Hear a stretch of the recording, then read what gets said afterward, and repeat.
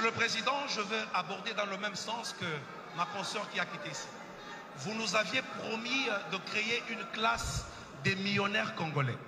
Cela n'est possible qu'au travers de la promotion de l'entrepreneuriat.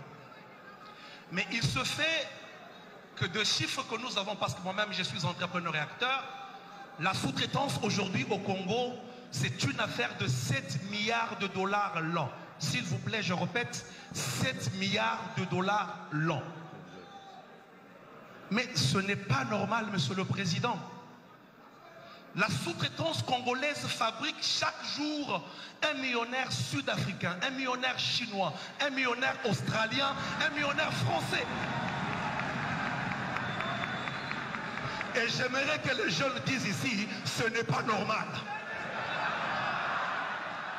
Monsieur le président, pourquoi? Parce que ces mots Ziljin, Sikomine, Ivanoé ont décidé de ne pas respecter la 17/001 de février 2017. Ils ne respectent pas nos lois. Ce sont des partenaires, ils viennent dans notre pays, ils prennent le beurre et l'argent du beurre, alors que la jeunesse ici n'a absolument rien, monsieur le président. Monsieur le président, parce que vous en aviez parlé, s'il vous plaît, c'est moi. Parce que vous en aviez parlé, je serais malhonnête de dire que tout le monde ne fait pas mieux. Une mention spéciale pour Kamoa actuellement, qui essaie de se démarquer, d'où même il y a les quelques millionnaires dont vous parlez. S'il vous plaît, monsieur le président, comment est-ce possible quand vous dites, en votre statut de président de ce pays, vous preniez une décision, une résolution, et que vos ministres sectoriels et que vos directeurs ne respectent pas cela dans ce pays? Comment est-ce possible?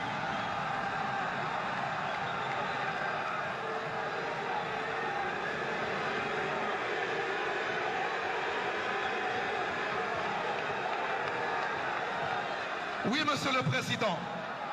Je parle de la réunion du Conseil des ministres du 5 juin de cette même année. Ce n'est pas le ministre Mouyaya qui est présent qui me dirait le contraire.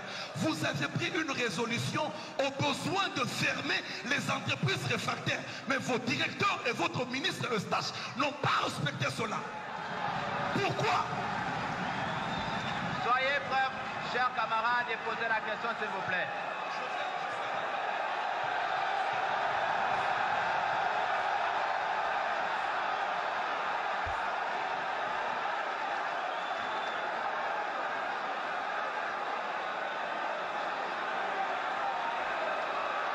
Monsieur le Président,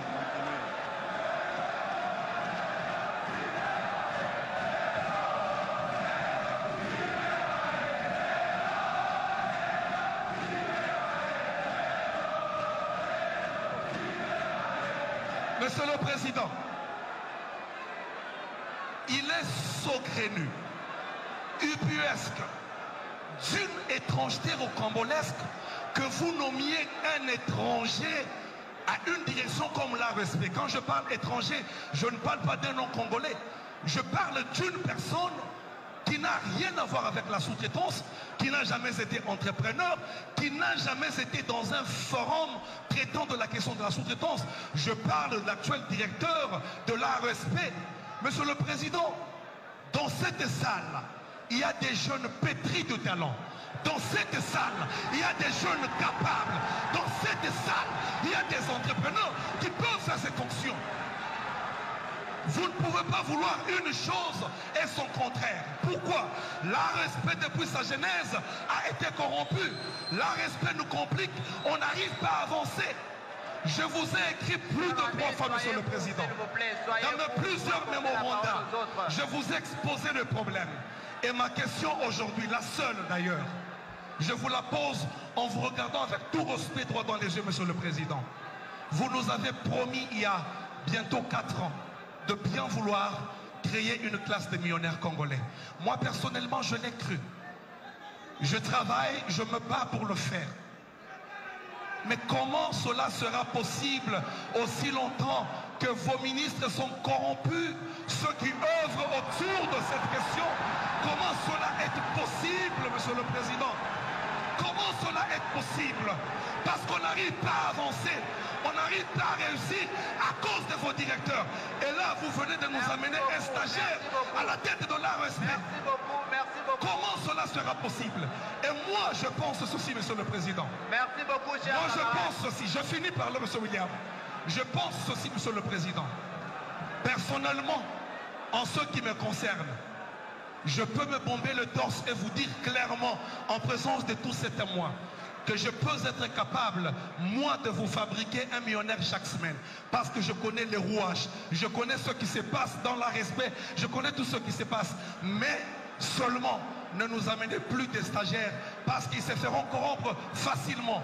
Des jeunes présents ici, ils peuvent travailler et nous pouvons exceller, nous pouvons Merci réussir. beaucoup, merci, merci.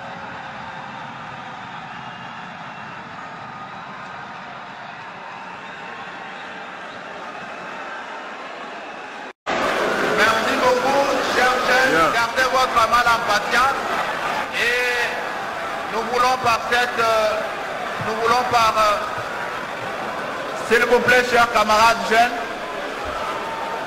laissons à l'autorité, le président de la République, de pouvoir répondre à votre préoccupation. Excellence. Chers compatriotes, je vais commencer d'abord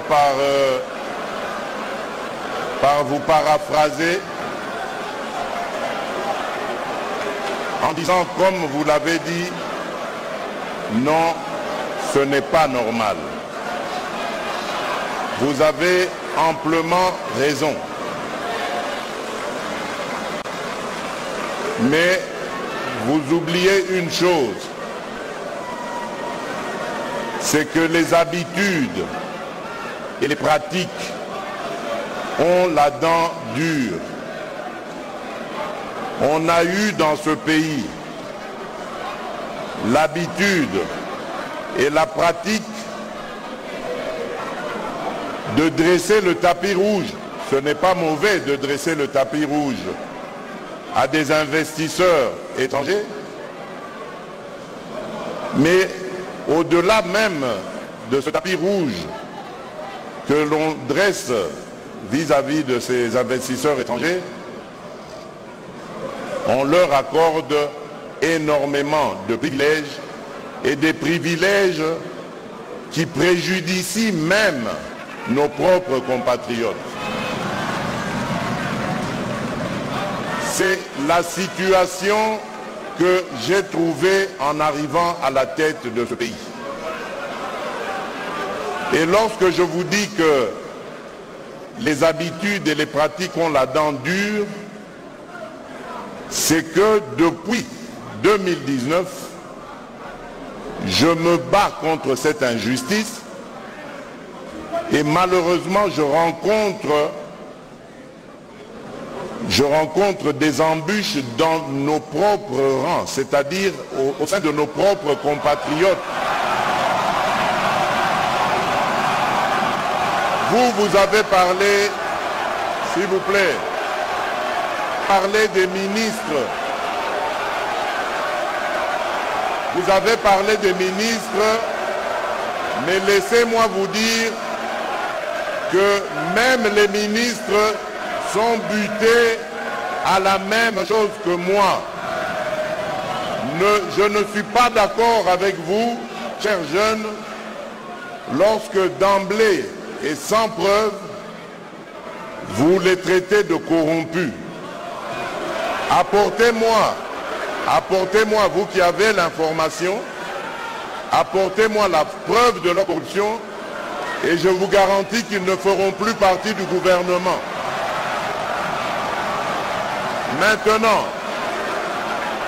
Maintenant, ce que je peux vous dire, c'est que les choses vont changer et sont en train de changer. Il y a peu, j'ai reçu d'ailleurs le collectif des sous-traitants congolais. il y a quelques jours, je les ai reçus. Nous avons eu un entretien de plus de 2 heures, au cours duquel nous avons passé au peigne fin toute cette problématique, toutes ces difficultés auxquelles la sous-traitance fait face. Et donc, calmez-vous, calmez-vous.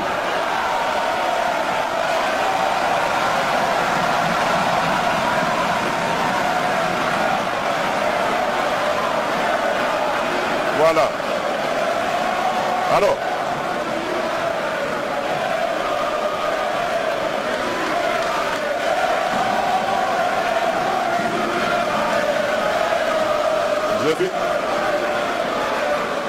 je suis là pour vous écouter. Je suis là pour vous écouter.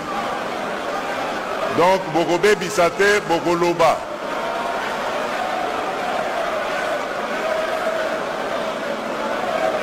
Voilà.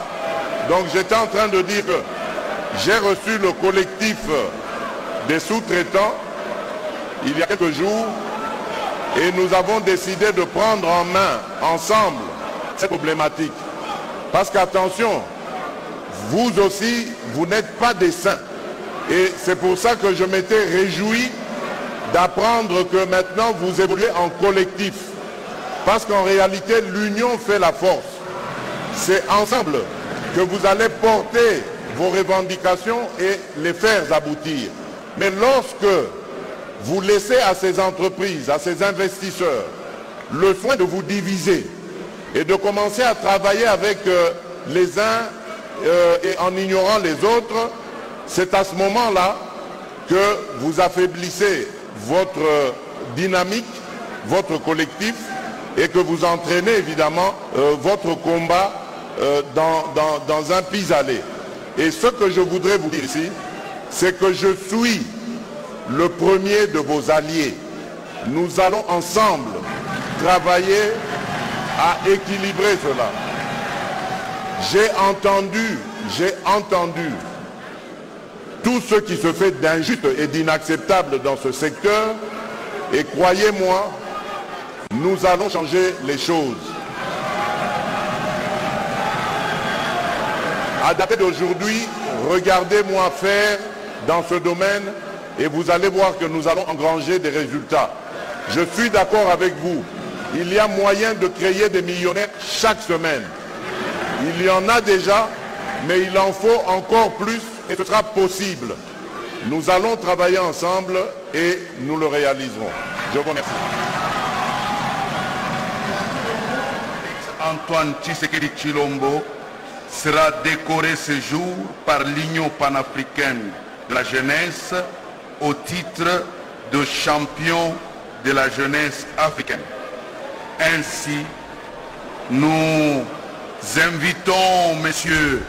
Diala Momoni, président de l'Union panafricaine de la jeunesse, à bien vouloir monter ici pour pouvoir décorer le chef de l'État. Il sera accompagné de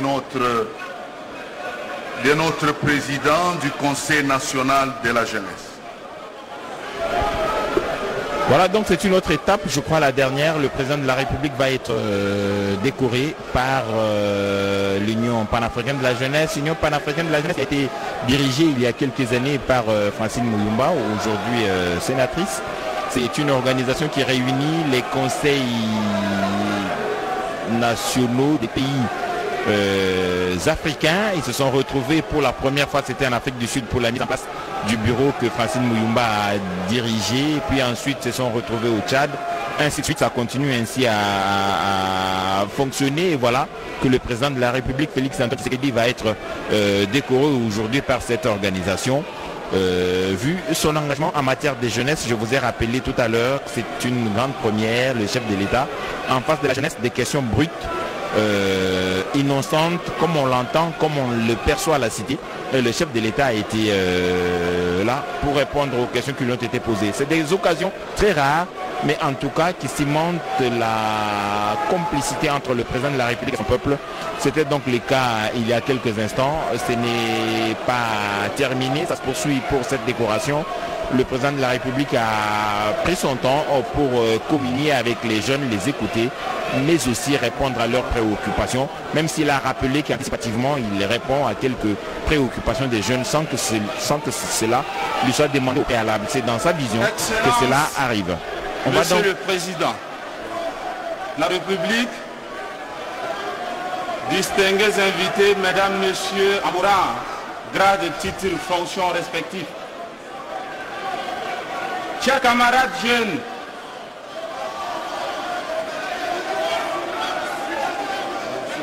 bonjour.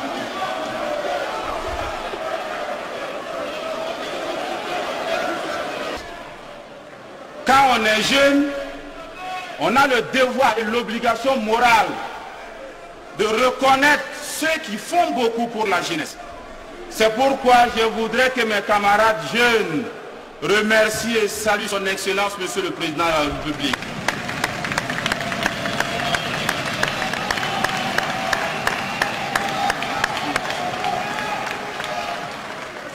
Vous avez eu un grand-papa. Si vous ne voulez pas, nous on l'amène au Burkina Faso. Ce qui est sûr, on en a besoin. Et à cet effet, l'Union panafricaine de la jeunesse, après avoir suivi, depuis l'élection de son Excellence, Monsieur le Président de la République de Congo, nous avons vu ses actions en matière de jeunesse, ses tenues de promesses et tout ce qu'il fait pour la jeunesse congolaise en particulier et surtout pour la jeunesse africaine. Sa dynamique de reconquête de l'unité africaine, sa dynamique de recherche de paix en Afrique nous a obligés aujourd'hui à l'élever au rang de champion de la jeunesse africaine.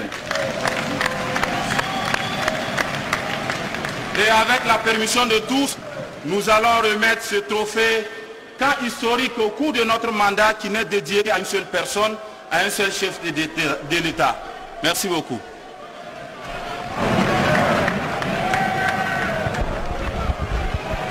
Voilà donc, c'est tout dire. Je vous disais tantôt que dans l'histoire récente de la République démocratique du Congo, ce n'était pas arrivé. Alors la République démocratique du Congo n'est pas un cas isolé. Vous venez de suivre le président de l'Union africaine de la jeunesse qui vient du Burkina Faso, qui a rappelé que c'est des occasions très rares en Afrique.